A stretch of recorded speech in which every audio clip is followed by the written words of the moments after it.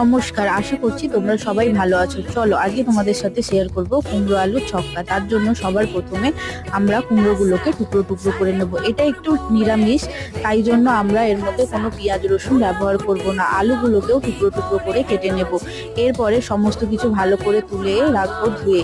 দিয়ে দেবো কড়াইতে কিছুটা তেল, দিয়ে দেবো 5 ফোড়ন, শুকনো লঙ্কা আর তেজপাতা। দেওয়ার পর দিয়ে দেবো আলুগুলো দিয়ে একটু ভাজা ভাজা হয়ে এলে দিয়ে দেবো সামান্য নুন। তারপরে দিয়ে দেবো কেটে রাখা কুমড়ো দিয়ে একটু নাড়িয়ে চাড়িয়ে নিয়ে দিয়ে দেবো ভিজিয়ে রাখা ছোলা।